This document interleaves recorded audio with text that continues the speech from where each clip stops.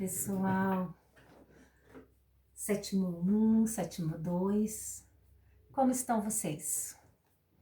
Eu espero que vocês estejam bem, espero que vocês estejam conseguindo realizar todas as atividades, né? Quando vocês têm dúvidas, vocês sabem que é só mandar uma mensagem, mandar um áudio, nós estamos aqui sempre à disposição de vocês.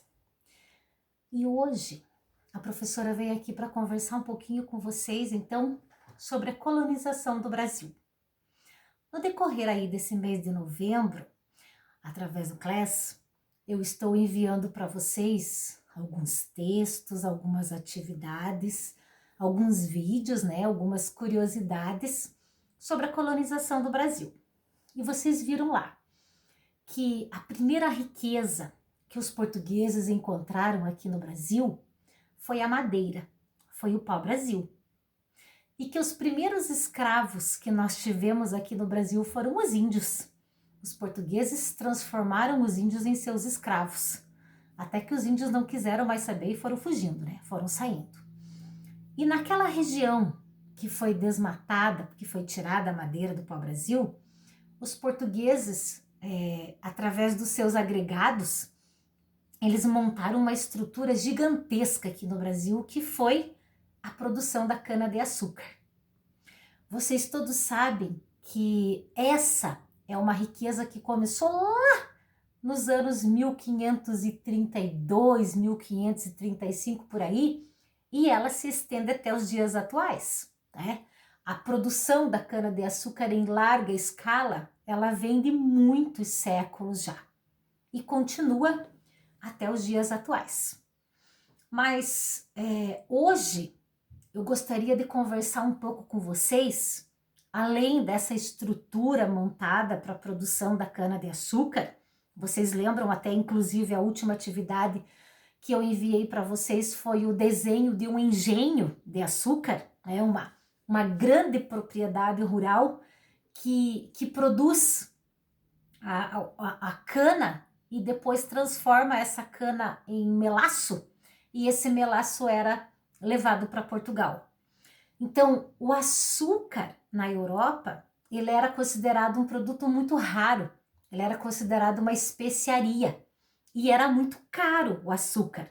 Então, quando eles descobriram que principalmente aqui na região Nordeste, dava para produzir a cana-de-açúcar em larga escala, quer dizer, em grande quantidade, os portugueses não perderam tempo. Eles trouxeram para cá, então, várias pessoas brancas que vieram com a tarefa de expandir esse comércio açucareiro. Mas para poder montar essas estruturas, então, eles gastaram bastante. O investimento foi bastante alto. E por esse motivo, então, para se produzir bastante, que essa era a grande ideia dos portugueses, produzir muito, vender muito e faturar muito, então eles precisavam de uma mão de obra assim que fosse eficiente. Eles precisavam de pessoas que trabalhassem, se fosse necessário, dia e noite. E para isso, os portugueses vão começar então a desenvolver uma atividade que para nós hoje não é uma atividade muito legal, muito pelo contrário, né? Eles então vão começar a desenvolver a atividade da escravidão, ou seja, os portugueses não são eles que começam, gente, por favor. Nós já temos a escravidão desde o Egito Antigo, desde os povos antigos nós já tivemos a escravidão, mas os povos antigos, eles escravizavam qualquer tipo de pessoa, tá? Quem eles conseguissem capturar, eles levavam para suas cidades, para os seus vilarejos e assim por diante. Mas no século XV, nós vamos ter um comércio específico de pessoas, que serão os africanos. Esses africanos, eles vêm não só para o Brasil, eles vêm para o continente americano em grandes quantidades. E a parte da África de onde se trouxe a maioria dos escravos africanos é a região da África Atlântica, que é a região bem próxima aqui do oceano. Então era mais perto, digamos assim, para eles irem lá capturar esses escravos e trazerem para cá.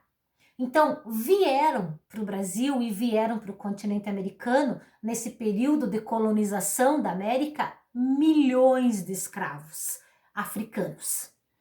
Esse negro, como eles chamavam, ele era capturado de várias maneiras.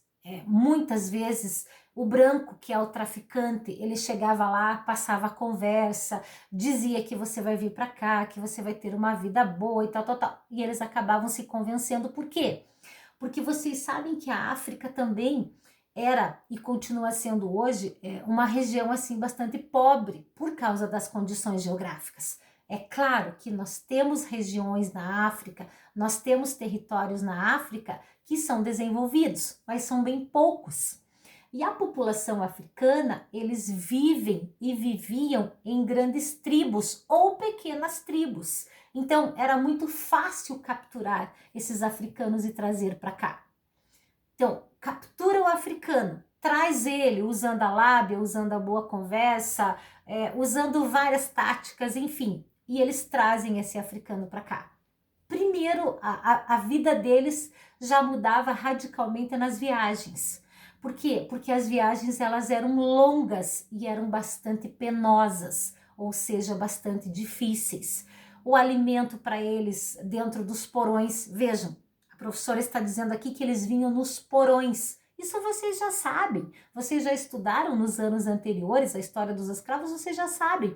Só estou fazendo uma revisão aqui com vocês, para vocês então lembrarem que os africanos começam a vir para o Brasil no ciclo da cana-de-açúcar, tá? E a partir daí, a tendência é só aumentar. Por quê? Porque como os portugueses, eles precisavam de mão de obra barata, porque eles queriam lucrar muito, mas eles não queriam pagar muito esses africanos. Então, o que eles faziam? Eles iam lá na África, né? Um traficante vai, captura, traz os escravos para cá. Geralmente, primeiro, eles traziam homens e meninos, tá? Os primeiros grandes grupos, as primeiras grandes levas que vieram para cá foram homens e meninos. Aí depois, com o passar do tempo, aí vem as mulheres, vem as meninas, vem idosos, vem crianças, vem todo mundo. Que eles conseguem capturar, eles vão trazer para cá. O que esse povo vem fazer aqui? Bom, vocês sabem que eles vêm para trabalhar nas lavouras da cana. Esse vai ser o trabalho deles. Mas eu estava contando para vocês que a história deles começava a ser difícil já nas viagens. Por quê? Primeiro que a grande maioria não vinha sentadinho, bonitinho, organizadinho nos navios. Já eram fabricados navios específicos, que eram chamados navios negreiros, aonde esses negros eram amontoados e eles vinham para cá, tá? Comiam muito mal nessas viagens, muitos morriam na viagem porque não suportavam. Uma viagem de 2, 3 meses por aí, muitos ficavam naquele porão o tempo todo, não podia sair de lá porque eles eram fiscalizados o tempo todo e ao mesmo tempo os brancos tinham medo que eles se rebelassem, então deixavam eles trancafiados lá dentro desses porões. A alimentação que era dada para eles era horrível, água era muito raro e o sol eles não viam, então as condições dessas viagens elas eram horríveis. E quando esses negros chegavam aqui no Brasil, numa grande maioria das vezes, eles já eram encaminhados para os mercados para onde esse negro seria vendido. Eu lembro que eu não, né, gente? Eu fazia muito isso na sala de aula, de chamar um aluno sempre e dizer, vem aqui que eu vou fazer uma encenação com você. Então, o que eles faziam? Quando o negro chegava e ele ia para esse mercado para ele ser comercializado, a primeira coisa que o branco dizia para o negro era assim, abre a boca. Aí o negro abria a boca, aí eles olhavam na arcada dentária. O comprador do escravo vai olhar na arcada dentária. Então, se o negro, né, tem todos os dentes, ele é novo, ele é jovem, então eu posso levar ele, então eu vou pagar por esse negro. Por isso que eles vão dizer assim, que o negro era uma peça, ele era comprado, tá? E ele era levado para a fazenda. E ele vai trabalhar para mim, tá? Até ele morrer. Isso aconteceu 1, 2, 10, 20, 40, 50, porque quando eles montaram esses engenhos de açúcar, eles precisavam de muitos escravos para realizar esses trabalhos. E claro, a grande maioria, quando vinha para cá, eles achavam que eles iam trabalhar, que eles iam ganhar um bom dinheiro. Aqueles homens que vieram sozinhos, eles acreditavam que eles iam poder voltar para casa, ou que eles poderiam mandar dinheiro para suas famílias, poderiam buscar suas mulheres, poderiam buscar os seus filhos. E na verdade, na grande maioria das vezes, não foi isso que aconteceu. Eles vieram para cá e aqui eles permaneceram, a grande maioria deles, até a sua morte, tá? Então, comprei uma peça. Vou levar essa peça para minha fazenda. Lá tem 40, lá tem 100 escravos. E eles vão trabalhar para mim, tá? O alimento deles, ou o salário que eles recebiam durante o trabalho que eles realizavam, eu sempre destaco que são 3P. Como assim 3P? O salário que o negro recebia pelo trabalho que ele realizava eram 3P. Pão, pau e pano. Nossa, professora, o que é isso? Então, primeiro, uma vez por dia, geralmente, eles recebiam alimento. Uma vez por dia. Então, as outras vezes, eles se viravam em achar comida. Mas, oficialmente, tá? Na maioria das fazendas, era fornecido um prato de comida. Comida essa que eram eles mesmos que plantavam. Pão já disse, né, que é o prato de comida. O pano, uma vez por ano, eles ganhavam uma muda de roupa. E o pau é a surra. Se não obedecer, vai apanhar. Aí vocês conhecem também e vocês sabem que esses escravos, eles eram muito maltratados. E um dos castigos mais comuns que eles sofriam era então o tronco. Lá no meio da fazenda, lá na frente, lá na sede da fazenda, da casa grande, né, como eles chamavam, eles colocavam um tronco de madeira.